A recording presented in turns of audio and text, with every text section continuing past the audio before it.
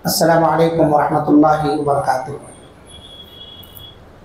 अल्हम्दुलिल्लाहि रब्बिल आलमीन वस्सलातु वस्सलामु अला रसूलिल अमीन व अला आलिहि व सहबिहि अजमईन व मन तबिअहुम बि ihसानिन इला यौमिद्दीन, अम्मा बअद। रब्बि इश्रह ली सदरी व यस्सिर ली अमरी वहलुल उक़दतम मिन लिसानी यफ़क़हू क़ौली। रब्बि ज़िदनी इल्मा।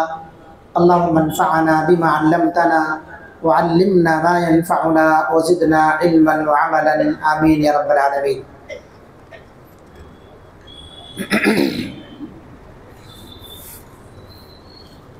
गुज़िश्ता दर्स में नमाज के अंदर मकरूह अमाल के ताल्लुक़ से बाज़ बातें आपके सामने आई थी। आज के दर्स में बकिया मकरूह उमूर की तकमील की जाएगी।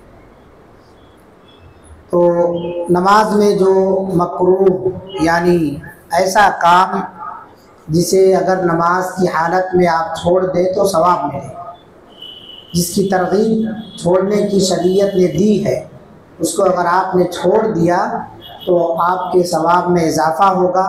लेकिन अगर उसका इर्तिकाब हो जाए तो कोई गुनाह नहीं, यानी आपकी नमाज ख़राब नहीं होगी। मगर मोमिन आदमी को चाहिए कि वो ऐसे काम करे जिस पर उसे मज़ीद सवाब मिले, ऐसा काम ना करे जिस पर उसका सवाब कट हो जाए, तो उससे इज्तनाब करना चाहिए। तो उन कामों में से एक काम बताया गया था कि नमाज के दौरान सर या निगाह को इधर उधर ले जाना, ये नमाज के मकरूह आमाल में से। इसी तरह से निगाहों को आसमान की तरफ नमाज की हालत में उठाना, ये भी मकरूह आमाल है। ऐसे ही कपड़ा या बदन या कंकरी वगैरह से खेलना या बिला ज़रूरत हरकत करना, ये भी मकरूह आमाल में से है। और ऐसे ही सलात में कोई ऐसी चीज़ अपने साथ लाना जो उसमें मशगूल किए रखे, नमाज से आपकी तवज्जो हट जाए और उस चीज़ के अंदर आप मशगूल रहें।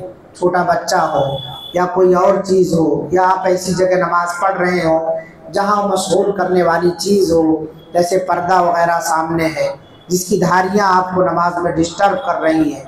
ऐसे ही मस्जिदों के अंदर बताया गया था कि मस्जिदों के अंदर क़िबले की जानिब जो दुआ के अज़कार के चार्ट हैं या और दूसरे पोस्टर्स वगैरह हैं, एलानात हैं, इन सब चीज़ों को, ये सब चीज़ें नमाजी को नमाज में डिस्टर्ब करती है। तो ऐसी चीज़ों से भी अपने आप को दूर रखना चाहिए जो निगाह को नमाज की हालत में खींचने वाली। ऐसे ही नमाज के अंदर पहलुओं पर हाथ रखना, ये भी मकरूह अमाल में से। कमर पर अपने आदमी हाथ रख ले, कोख पर, ये भी मकरूह अमाल में से है। और खाना जब मौजूद हो तो इंसान को खाने की ख्वाहिश है, भूख लगी है, वक्त है जमात में अभी, तो उसे चाहिए कि खाना खा ले फिर आए नमाज को। लेकिन जमात का वक्त जहाँ मुतय्यन है कि 8:15 बजे ईशा की जमात है, 1 बजे ज़ोहर की जमात है, तो आप आइन 10 मिनट पहले ये दलील लेकर के मत बैठिए कि खाना मौजूद हो तो पहले खाना फिर जाके नमाज पढ़ना। जमात का सवाब आपको नहीं मिलेगा, जमात छूट जाएगी। अगर यकीन हो कि खाना भी खा लेंगे उतने वक्त में हम और जमात में भी शामिल हो जाएंगे तो कोई बात नहीं, खाना खा के उसके बाद आइए आप नमाज को। लेकिन अगर जमात छूटने का मसला हो तो फिर आप नमाज को मुक़द्दम करें, खाने को मुअख्खर कर दें।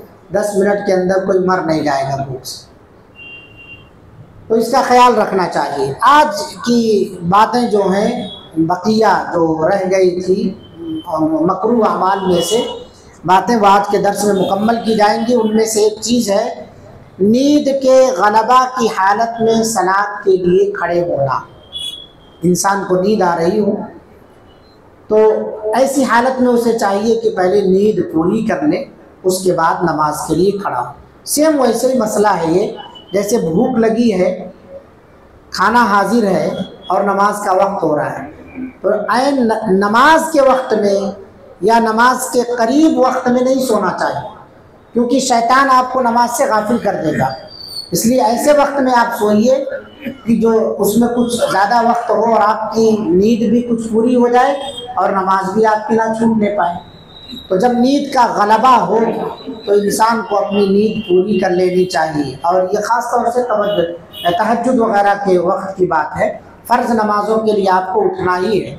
वरना हदीस में वो है, अल्लाह के रसूल सल्लल्लाहु अलैहि वसल्लम ने बयान फरमाया, जो आदमी फजर की नमाज़ छोड़ के सोता है, आप सल्लल्लाहु अलैहि वसल्लम ने देखा कि उसके सिरहाने एक आदमी लेटा हुआ, उसके सिरहाने एक आदमी है, बड़ा सा पत्थर लिए खड़ा है और उस पत्थर से उसके सर पर मारता है, उसका सर चूरा चूरा हो जाता है, पत्थर छिटक के दूर चला जाता है। आप सल्लल्लाहु अलैहि वसल्लम ने कहा कि आखिर इस आदमी को किस जुर्म की सज़ा दी जा रही है। तो बहुत सारी मनाजिर आपने देखे थे, बाद में आपको बताया गया कि वो जो लेटा हुआ आदमी था, उसके सर पर एक आदमी पत्थर से उसका सर कुचल रहा था, मार रहा था सर पर। वो ऐसा आदमी था जो फजर की नमाज छोड़ के सोता था। तो अगर फजर की नमाज से आप सो रहे हैं तो ये सज़ा है। तो इसका मतलब ये हुआ कि हमें नमाज के वक्त में नहीं सोना है, नमाज़ों को अदा करना। ऐसे बहुत सारे लोग असर के वक्त बिल्कुल करीब में सो जाते हैं, उनका भी यही मामला है। इसलिए नमाज़ों से हमें गाफिल नहीं रहना चाहिए। अल्लाह के रसूल सल्लल्लाहु अलैहि वसल्लम ने इसकी एक हिकमत ये बताई है कि जब किसी पर गुनूदगी का गलबा हो तो वो सो जाए ताकि नींद दूर हो जाए। इसलिए कि गुनूदगी की हालत में सलात पढ़े तो मुमकिन है इस्तिग़फ़ार करना चाहे, लेकिन वो खुद अपने आप को गालियाँ दे ले।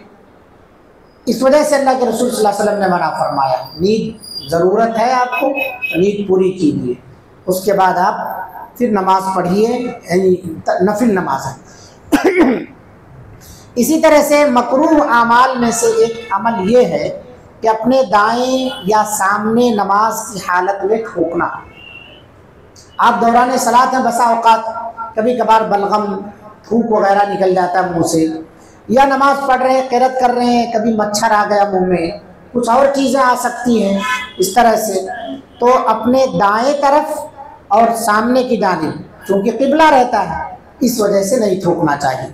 आप सल्लल्लाहु अलैहि वसल्लम का इरशाद है, जब तुम में से कोई नमाज में होता है तो वो अपने रब से सरगोशी कर रहा होता है, लिहाजा नमाजी अपने सामने या दाएं जानिब ना थूके। हाँ, अगर उसे थूकने की ज़रूरत महसूस हो रही है तो बाएं जानिब पाँव के नीचे थूक सकता है। ये नमाज की हालत की बात है। लेकिन बाएं जानिब पाँव के नीचे उस वक्त थूकेगा जब मस्जिदों पर ये शतरंजियाँ, कालीन वगैरह, चटाई वगैरह ना बिछी हो, कच्ची ज़मीन हो, तब थूक करके उसे पैर से रगड़ सकता है। लेकिन मौजूदा दौर के हिसाब से जो मस्जिदें हैं, अल्हम्दुलिल्लाह, अल्लाह का हमें शुक्र बजा लाना चाहिए। बहुत बड़ी नेमत अल्लाह ने हमें अता फरमाई है इन मस्जिदों की शक्ल में। और मौजूदा जो शक्लें हैं, बस अल्लाह ताला फ़ख्र और गुरूर से बचाए, क्योंकि बहुत सारे लोग मस्जिदों पर भी फ़ख्र कर रहे हैं, हमारी मस्जिद उनकी मस्जिद से बड़ी है, हमारी मस्जिद में देखे तो इतनी एशिया है, उनकी मस्जिद में देखे तो ये, इन फ़ख्र गुरूर से महफूज फरमाए अल्लाह ताला। तो जब थूकने की ज़रूरत ऐसी मस्जिदों में पड़ रही है तो आप क्या करेंगे, हैंड करचिप में थूक लीजिए, जेब में रख लीजिए।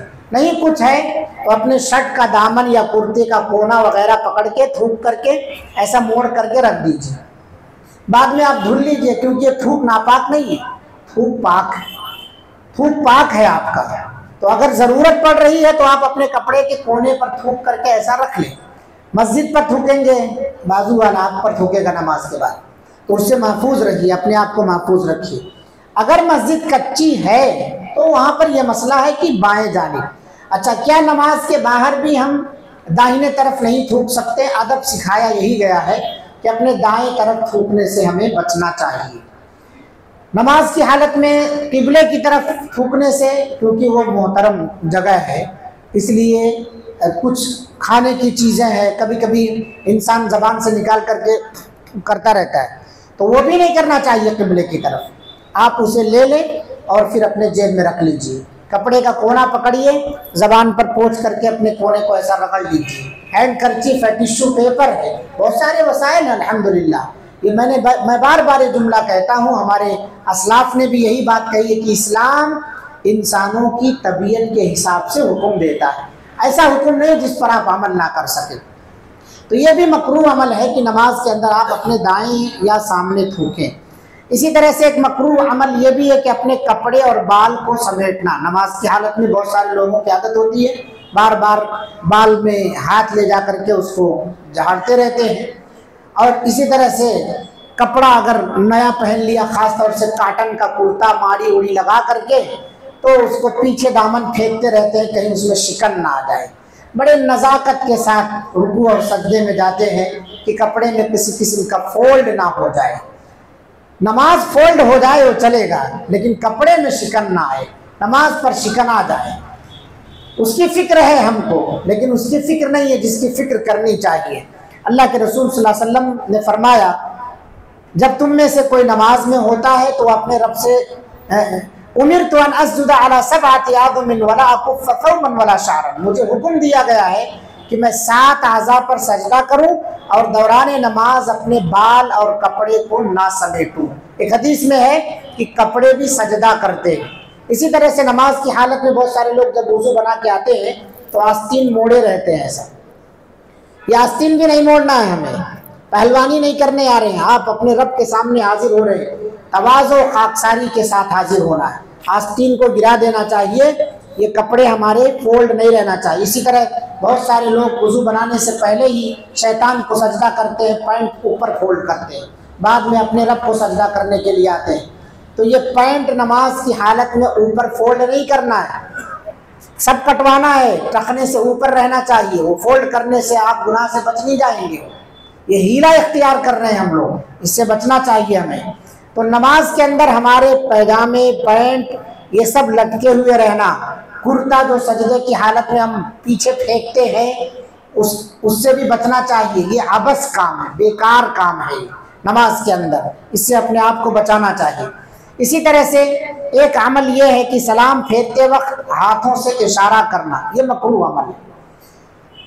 शुरू में सहाबे कराम रिज़वानुल्लाहि अलैहिम अजमईन जब सलाम फेरते तो दाएं तरफ ऐसा हाथ से इशारा करते, और बाएं तरफ सलाम फेरते तो ऐसा बाएं तरफ हाथ से इशारा करते थे।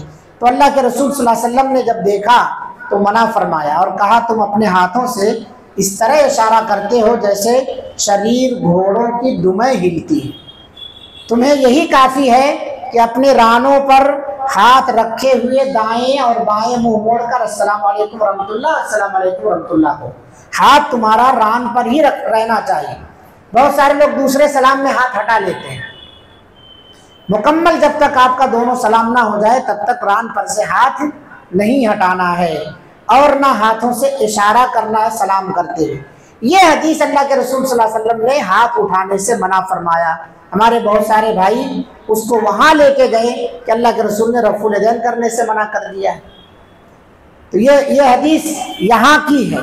ये हदीस कहाँ की है?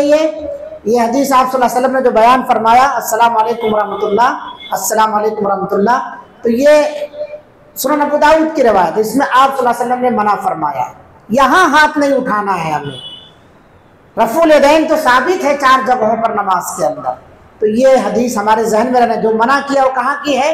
अस्सलाम वालेकुम रहमतुल्लाह, अस्सलाम वालेकुम रहमतुल्लाह के वक्त वो हाथ से इशारा करते थे।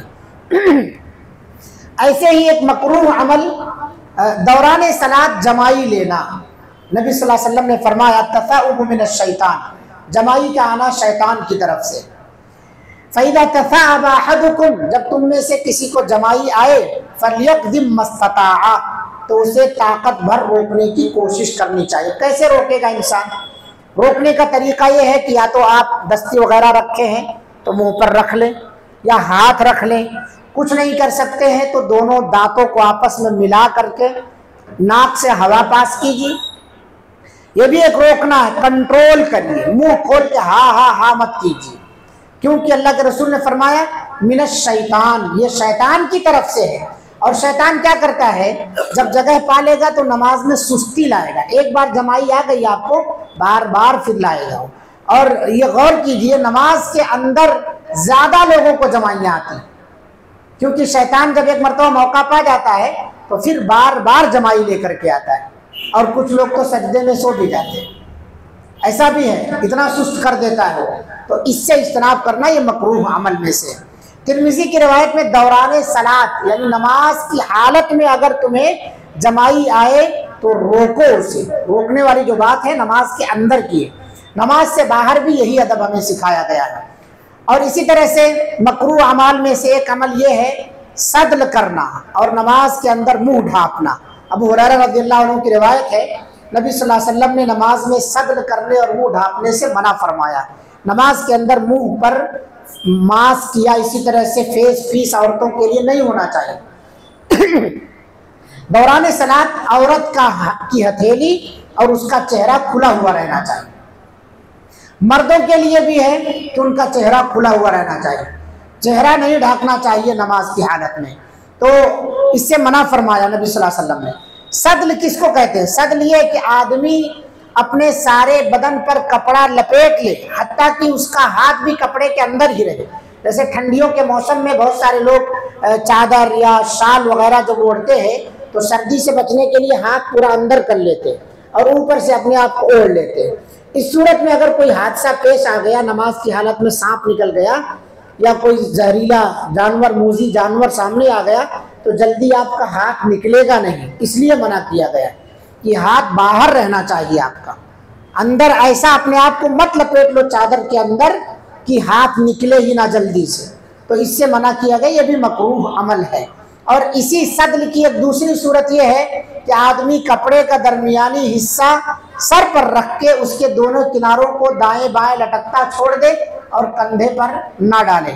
जैसे बहुत सारे लोग रुमाल ओढ़ते हैं, तो वो रुमाल का एक हिस्सा ऊपर और जो है कंधे पर डाले, दोनों को लटकता हुआ छोड़ देना, इसको सदल कहा गया है। उसे ऊपर मार लेना चाहिए, तो ये भी सदल है। जो सऊदी रुमाल आता है उसके ओढ़ने का तरीका ये है, नमाज की हालत में उसको आप ऊपर मार लीजिए, दोनों को लटकता हुआ छोड़ना, ये सदल कहलाता है, इससे बचना चाहिए। इसी तरह से एक चीज़ जो नमाज की हालत में मकरूह है वो ये है कि दो उंगलियों को, हाथों की दोनों उंगलियों को आपस में एक दूसरे के साथ मिलाना, इसको अरबी में तशबीक कहा जाता है। शब्बा का युशब्बिकु तशबीक। तशबीक एक हाथ की उंगलियों को दूसरे हाथ की उंगलियों में दाखिल करना। ये कब से कब तक है?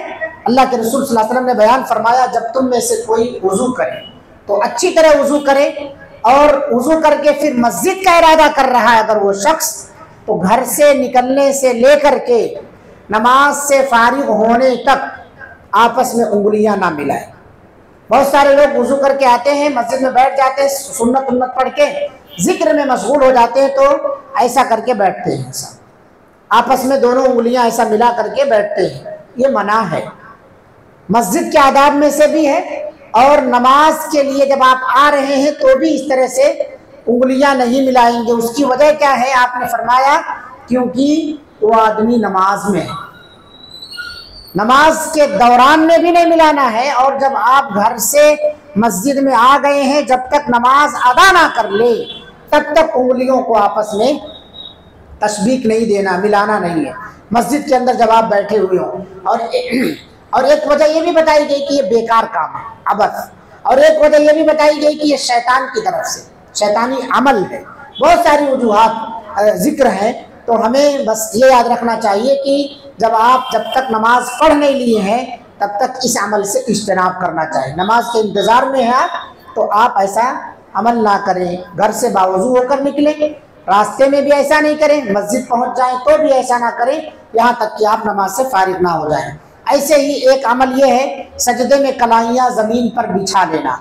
बहुत सारे लोग जब सजदा करते हैं तो ऐसे सजदा करते हैं कि ये हिस्सा ये ऐसा नहीं रहता उनका, बल्कि ये ऐसा गिर जाता है। आप सल्लल्लाहु अलैहि वसल्लम ने फरमाया, सजदे में इत्तदाल और इत्मीनान इख्तियार करो, और कोई शख्स अपने बाजुओं को इस तरह ना बिछाए जैसे कुत्ता बिछा के बैठता है। ये अंदाज नहीं होना चाहिए सजदे का, ये उठा होना चाहिए ऐसा। ये हिस्सा अल्लाह के रसूल सल्लल्लाहु अलैहि वसल्लम की बगली दिखा करती थी, तो इससे इज्तनाब करना चाहिए। आप सल्लल्लाहु अलैहि वसल्लम ने इसको कुत्ते से तशबीह दी है, और कुत्ता इसी तरह बैठता है, ये दोनों हिस्से फैला करके। तो हमें कलाइयाँ अपने हथेलियों के बल रखना चाहिए हाथ को, ना कि इसको पूरा कोहनियों समेत बिछा लेना चाहिए। आखिरी जो अमल है आज के दर्स में वो है सजदे के लिए जाते हुए हाथों से पहले घुटना रखना। जब आप सजदे में जा रहे हैं तो पहले घुटना रखना ये मकरूह अमल है। बहुत सारे लोगों को देखा जाता है कि जब वो सजदे में जाते हैं तो पहले दोनों हथेलियाँ नहीं रखते, पहले दोनों घुटने रखते हैं और घुटनों पर हाथ रख के तब सजदे में जाते हैं। अल्लाह के रसूल सल्लल्लाहु अलैहि वसल्लम ने फरमाया, इज़ा सजदा अहदुकुम फला यब्रुक कमा यब्रुकुल बहीर, जब तुम में से कोई सजदा करे तो ऊंट की तरह ना बैठे। वल यदा यदैहि क़ब्ला रुकबतैहि, बल्कि अपने दोनों हाथ अपने घुटनों से पहले रखे। तो हदीस के अंदर जो तरीका बताया गया सजदे में जाने का, वो तरीका है कि आप जब जाएंगे तो पहले दोनों हथेलियां रखेंगे, उसके बाद फिर घुटना रखेंगे आप। लेकिन बहुत सारे लोग इस हदीस के खिलाफ वर्जी करते हैं। मना क्यों किया गया है? ये जानवर की मुशाबहत से मना किया गया है। अल्लाह अकबर। हमारी जो इबादतें हैं वो इंसानों की जो इबादतें हैं, गैरों की इबादतें जो करते हैं उनसे भी मुशाबहत से मना किया गया, जानवरों की भी मुशाबहत ना आने पाए। क्योंकि इंसान, अल्लाह ताला ने फरमाया कि इंसान यानी बनी आदम को अल्लाह ने तमाम पर मुअज़्ज़ज़ बनाया है। नमाज की हालत में भी हमें इसका ख्याल रखना है, चले जाए कि नमाज से बाहर। अब वो लोग जो जानवर का मुखौटा पहन करके कोई गधा बनता है, कोई बंदर बनता है, कोई और बनता है, ये सब कहाँ से जायज़ हो? नमाज के अंदर वो कैफियत जिससे आपकी मुशाबहत ऊंट की तरह दिखाई दे, कुत्ते की तरह दिखाई दे, उससे मना कर दिया गया है, तो नमाज से बाहर कैसे जायज़ है ये सारी चीज़ें? तो इससे हमें इज्तनाब करना चाहिए।